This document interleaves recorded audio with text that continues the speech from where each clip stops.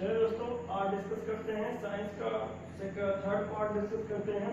Second part तक हमने पढ़ लिया था। सेकंड पार्ट में हमने ये पढ़ा था कि जो आपका मिरर्स है वो क्या चीज़ है, टाइप्स ऑफ मिरर्स क्या आते हैं वो पढ़ लिया था। प्लेन और स्फेरिकल मिरर में पढ़ लिया था। स्फेरिकल मिरर के दो पार्ट होते हैं वो भी पढ़ा था, लेकिन उसको आगे डिस्कस करेंगे। उसमें कुछ टर्मिनोलॉजी है वो डिस्कस करते हैं।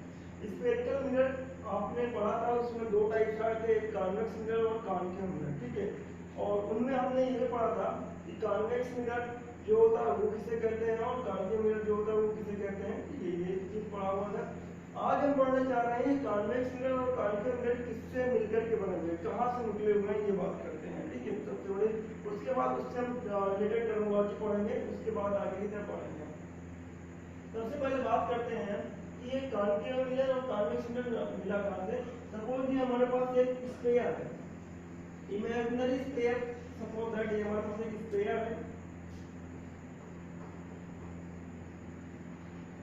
ये स्फीयर है।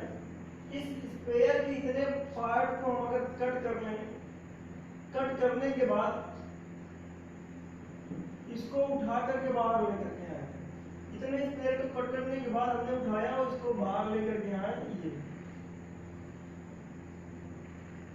ठीक है। ये वाला पार्ट कट के बाहर आ गया, और जैसे ही बाहर आया तो अगर हम इसको राउंड कर देते हैं, इसको राउंड कर देते हैं, ये वाला पार्ट जो बाहर निकल गया है, ये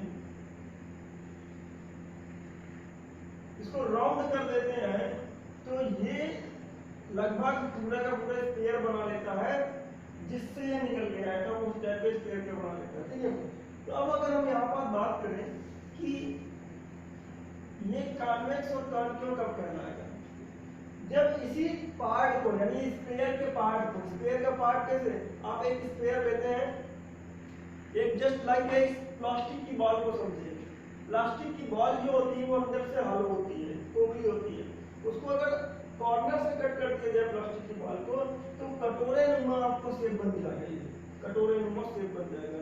तो अंदर तो कुछ पार्ट होगा आपको जिससे आप स्टोर कर सकते हैं, बाहर की तरफ ऐसे उभरा हुआ भाग होगा, ठीक है। तो ये आउटर पार्ट को अगर हम पॉलिश कर देते हैं, आउटर पार्ट को, आउटवर्ड सरफेस को, ठीक है, पॉलिश कर देते हैं तो ये हमारा जो पार्ट कहलाता है ये कहलाता है कॉन्वेक्स मिरर।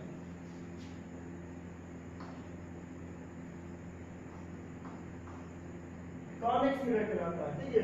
और अगर इसी पार्ट को अगर मान लो बाहर से ना किया जाए, इसको अंदर से पॉलिश कर दें, अंदर की तरफ से पॉलिश कर दें और रिफ्लेक्टिंग सरफेस किधर की तरफ हो, आउटवर्ड हो, रिफ्लेक्टिंग सरफेस किधर की तरफ हो, आउटवर्ड हो, तो इस टाइप के मिरर को, सॉरी, इसको हम कहेंगे concave mirror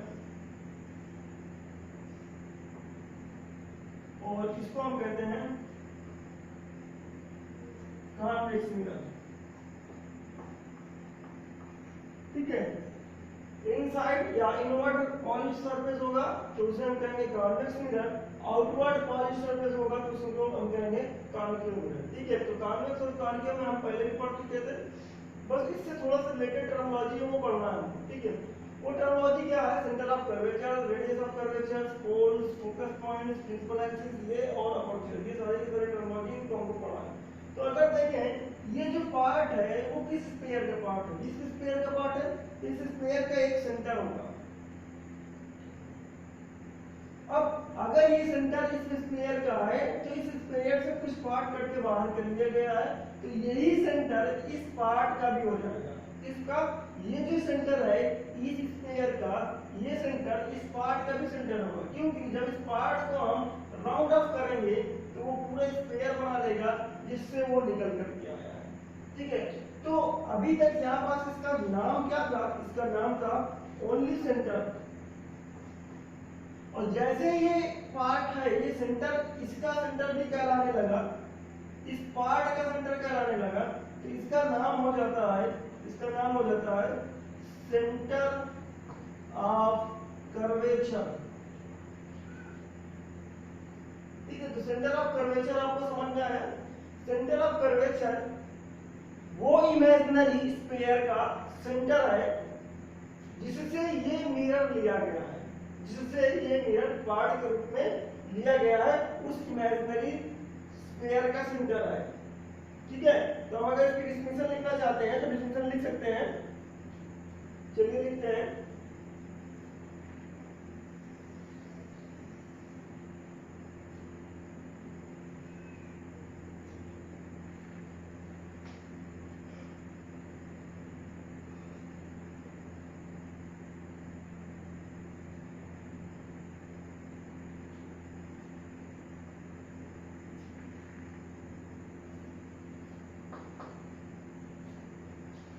centre of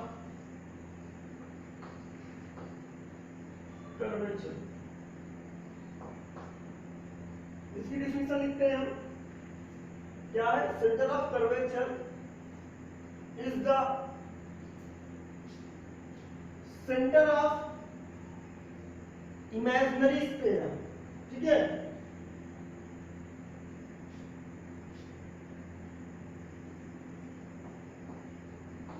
centre of curvature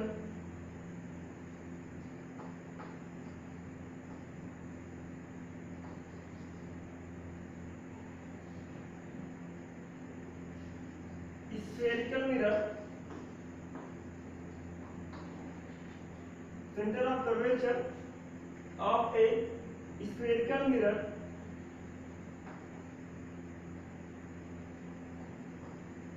is the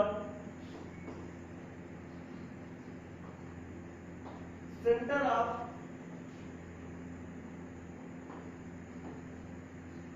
imaginary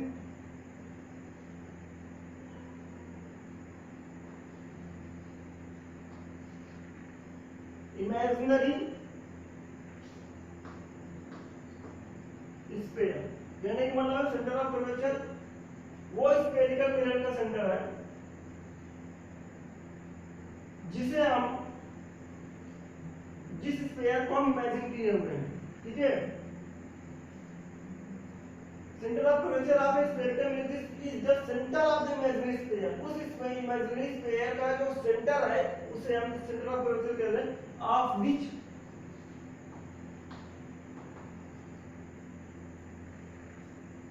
the mirror is a part. ठीक है, center of curvature of a spherical mirror is the center of the imaginary sphere।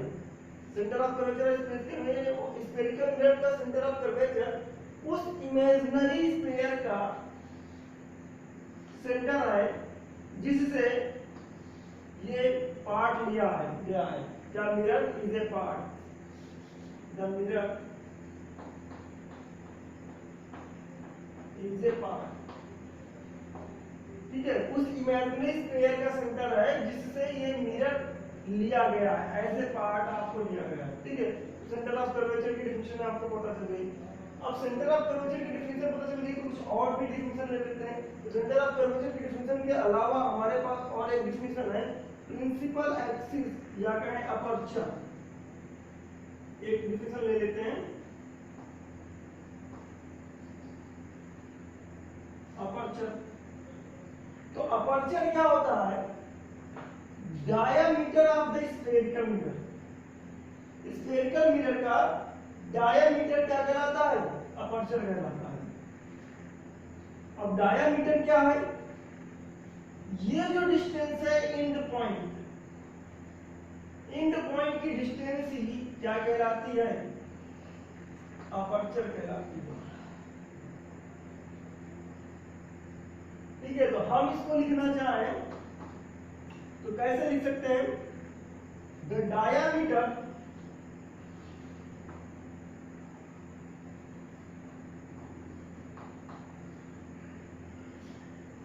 Of ए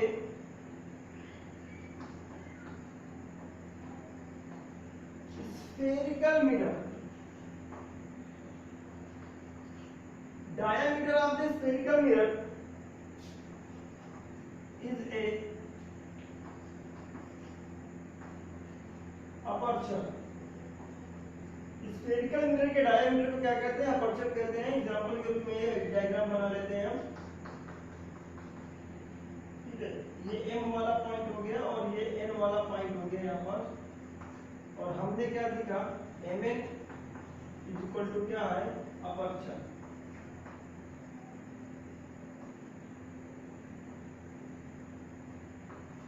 ठीक है, ये हो गया हमारे पास अपर्चर। ठीक है, कौन सा वीडियो है, नोट डाउन। चलिए आगे वाले पार्ट को डिस्कस करते हैं हम कि आगे वाला पार्ट क्या है, इसका आगे वाले टर्म क्या है। दूसरा टर्मोलॉजी आती है हमारे पास प्रिंसिपल एक्सिस।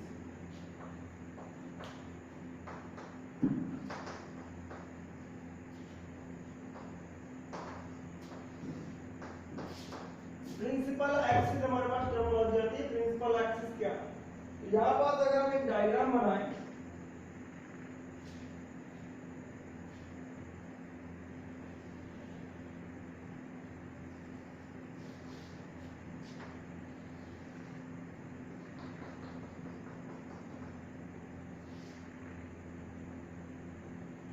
ये डायग्राम बनाए, ये केवल कौन सा मिरर है,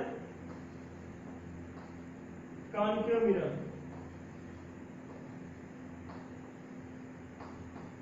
ठीक है, तो हमें जो प्रिंसिपल एक्सिस क्या होती है, एक ऐसी इमेजिनरी लाइन होती है या कहें एक ऐसी लाइट रे होती है जो सेंटर ऑफ कर्वेचर से, इसका कुछ सेंटर ऑफ कर्वेचर होगा यहाँ पर, इसको कैपिटल सी से डिनोट करते हैं, आप लिख लीजिए उसमें centre of curvature denoted by capital C. तो एक ऐसी इमेजिनरी लाइन या तो कहें एक लाइट रे passing through the centre of curvature, एक ऐसी लाइट रे जो सेंटर ऑफ कर्वेचर से पास करती हो और मिरर को दो इक्वल पार्ट में भी डिवाइड करती हो। दो लॉजिक है यहाँ पास, पहली वो लाइन सेंटर ऑफ कर्वेचर से पास होनी हो चाहिए, दूसरी बात मिरर को दो इक्वल पार्ट में डिवाइड भी करनी चाहिए, तभी उस लाइन को हम क्या कहेंगे, प्रिंसिपल एक्सिस कहेंगे। तो ये जो लाइन है इसे हम कहते हैं principal axis.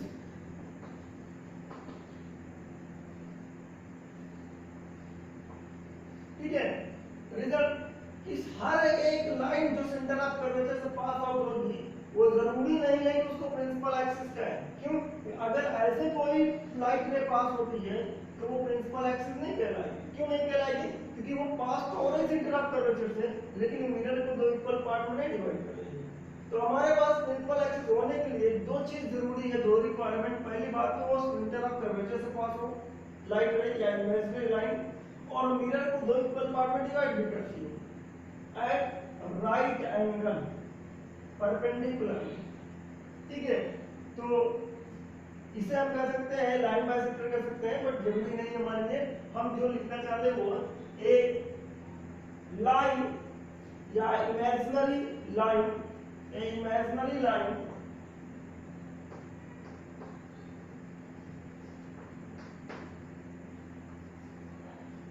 imaginary line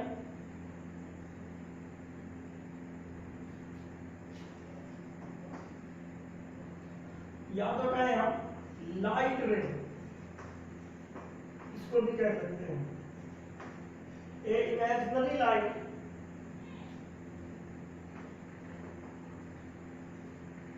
which are passes through the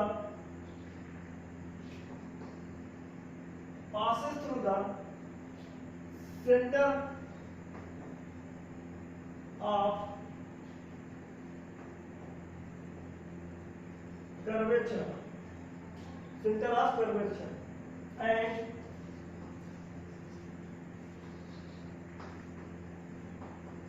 divide the mirror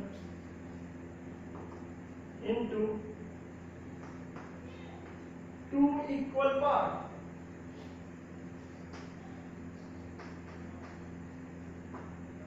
Two equal part at right angle, या तो कहें दो इक्वल पार्ट बस। ठीक है, दो equal part, that line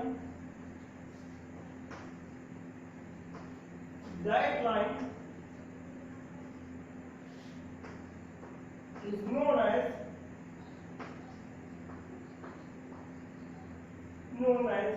principal axis।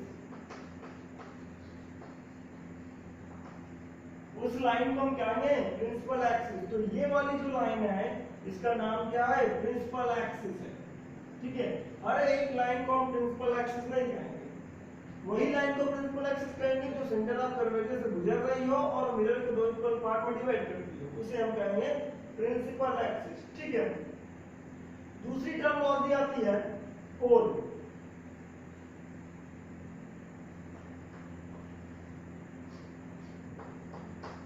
अब ये पोल क्या चीज है, पोल एक ऐसा पॉइंट है मिरर में जहां पास प्रिंसिपल एक्सिस मिरर को दो इक्वल पार्ट में डिवाइड करता है। पोल एक ऐसा पॉइंट है मिरर में जहां पास प्रिंसिपल एक्सिस मिरर को दो इक्वल पार्ट में डिवाइड करता है, उसी पॉइंट को हम क्या कहते हैं, पोल कहते हैं। तो हमारे लिए अगर पोल की डेफिनेशन लिख रहा हूं तो कुछ इस तरीके से हो जाएगी,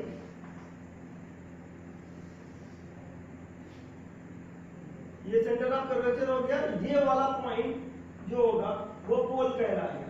तो हम अगर लिखना चाहे the point on the mirror, the point on the mirror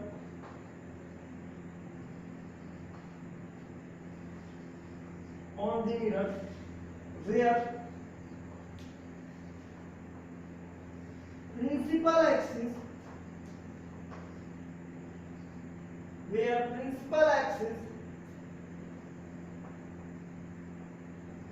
divide the mirror into two equal parts। ठीक है, वो पॉइंट जहां पास प्रिंसिपल एक्सिस मिरर को दो इक्वल पार्ट में डिवाइड करता है, that point is called pole. समझ में आया बेटा, पोल किसे कहते हैं, पोल वो पॉइंट है मिरर में जहां पास प्रिंसिपल एक्सिस मिरर को दो इक्वल पार्ट में डिवाइड करता है, उस पॉइंट को हम क्या कहते हैं, पोल कहते हैं। This point is denoted by capital P. This point is denoted by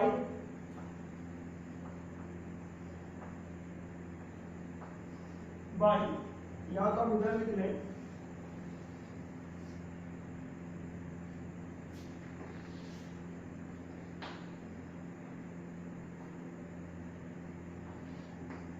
this point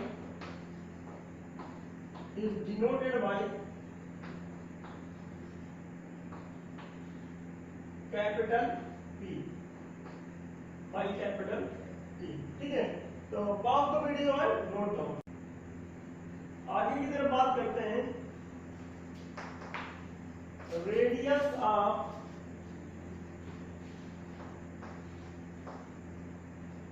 curvature. Radius of curvature किसे कहते हैं ये भी हम जान लेते हैं। तो अगर हम मिरर की बात करते हैं, जो मिरर है हमारे पास ये, और ये प्रिंसिपल एक्सिस आपको पता हो चुका है कुछ इस तरीके से, ये principal axis centre of curvature से गुजर रही है और पोल पे यहाँ पास मिरर को दो इक्वल पार्ट में डिवाइड कर देते हैं। ठीक है, तो रेडियस ऑफ कर्वेचर क्या होता है, distance between principal axis, so distance between center of curvature and pole, distance between center of curvature and pole is called radius of curvature and denoted by capital R। तो हम यहाँ पर लिखते हैं radius of curvature को distance between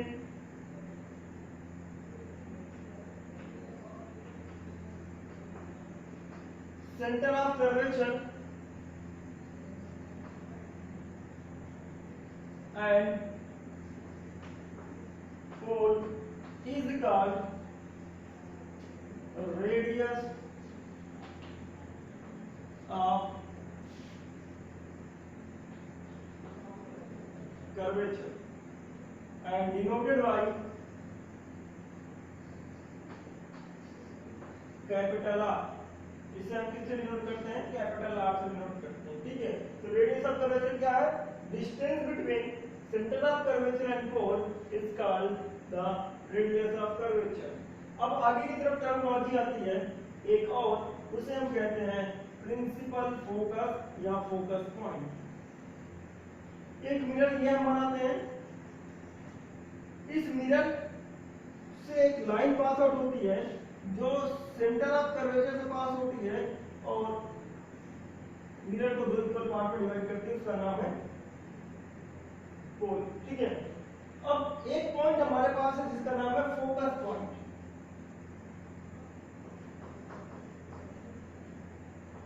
focus point या तो हम इसी को कहते हैं प्रिंसिपल फोकस, क्या कहते हैं? प्रिंसिपल फोकस, इसी पॉइंट्स को। ठीक है, अब ये प्रिंसिपल फोकस आएगा आपके पास। ठीक है, तो प्रिंसिपल फोकस एक जनरल डेफिनेशन के अकॉर्डिंग हम कहें the mid point of the radius of curvature is called the principal focus. But यहां तक काम नहीं चलेगा, हमें क्या करना है? इसकी एक अच्छी तरीके से डिफिनेशन बनाकर लिखना पड़ेगा।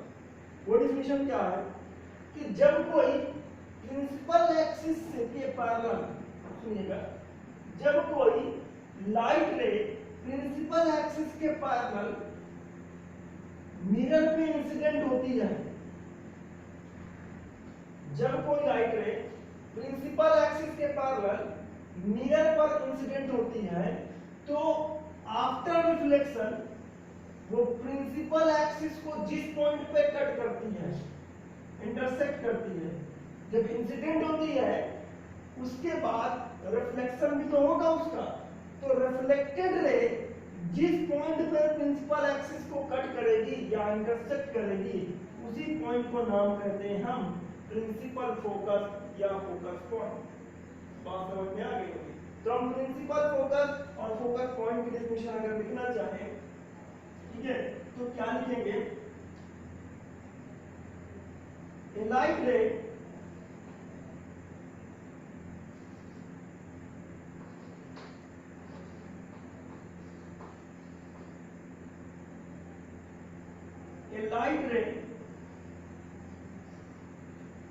parallel to the principal axis, parallel to the principal axis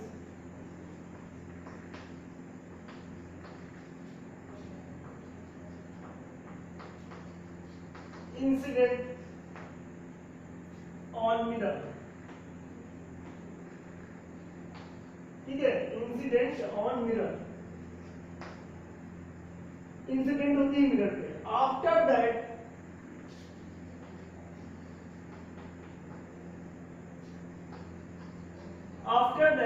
it reflect, after that it reflect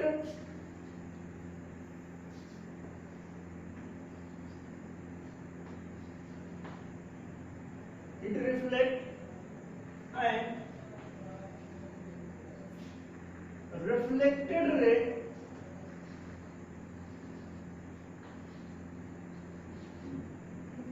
reflected ray cut the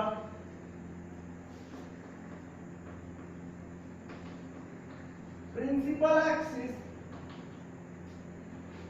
at a point,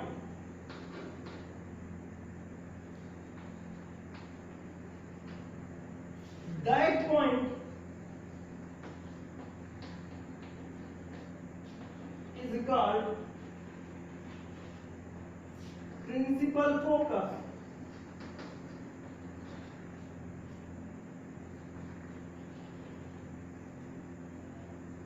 उस पॉइंट का नाम क्या होगा? प्रिंसिपल फोकस और फोकस पॉइंट। उस पॉइंट का नाम होगा प्रिंसिपल फोकस और फोकस पॉइंट। ठीक है, pause the video and note down. अब हम बात करते हैं फोकल लेंथ की, बात करते हैं फोकल लेंथ कितना है, क्या चीज कहते हैं।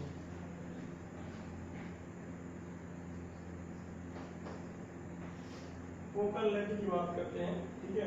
ये क्या चीज है,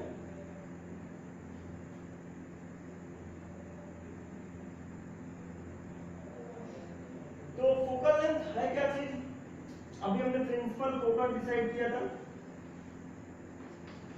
ये मिरर है, ये सेंटर ऑफ कर्वेचर, ये फोकस पॉइंट, ये पोल, ये हमारे पास होता है। तो फोकल लेंथ है क्या चीज, फोकल लेंथ डिस्टेंस है किसके किसके बीच की, फोकस पॉइंट एंड पोल के बीच, फोकस पॉइंट एंड पोल के बीच की जो डिस्टेंस है उसी को हम क्या कहते हैं, फोकल लेंथ कहते हैं। और इसे हम किससे डिनोट करते हैं, स्मॉल एफ से डिनोट करते हैं। तो अगर हम इसको लिखना चाहें तो क्या लिखेंगे, the distance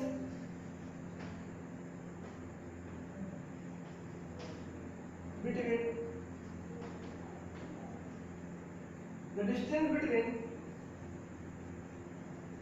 focus point and pole. The distance between focus point and pole is called focal length, denoted by small f। ये हमारे पास है। तो ये जो होता है ये चीजें, अब इसी के आगे हमको पता है द कैपिटल यानी फोकस पॉइंट, या नोट बना के लिखते हैं हम, focus point is the mid point of radius of curvature. Focus point क्या है, मिड पॉइंट है किसका, रेडियस ऑफ कर्वेचर का। तो अगर ये मिड पॉइंट है रेडियस ऑफ कर्वेचर का, तो यहां से यहां तक एफ है, तो ये आधा हो गया एफ, इधर भी चला गया एफ, इसका मतलब एफ प्लस एफ क्या हो गया 2f, और 2f बराबर क्या हो जाएगा, r हो जाएगा। तो हमारे पास क्या है, मिड पॉइंट है, तो हम लिख सकते हैं CP मतलब सेंटर ऑफ कर्वेचर और P की distance CP is equal to हमारे पास कितना है R, जिसका नाम क्या, रेडियस ऑफ कर्वेचर। तो CP है कितना, F is the mid point, तो F plus F is equal to R, तो 2F is equal to R, तो F की वैल्यू क्या निकल के आएगी, F की वैल्यू निकल के आएगी R/2। इस बात को ध्यान रखिएगा, रिलेशन है ये, ठीक है। अब आगे हम डिस्कस करेंगे कल इससे रिलेटेड कुछ और पार्ट, ठीक है, और एसेंशियल रे डायग्राम, और फिर by the image formation concave mirror, ठीक है। और उसके बाद गार्मेंट्स में की बात करेंगे। आई होप आपको समझ में आया होगा, ठीक है। Pause the video and note down.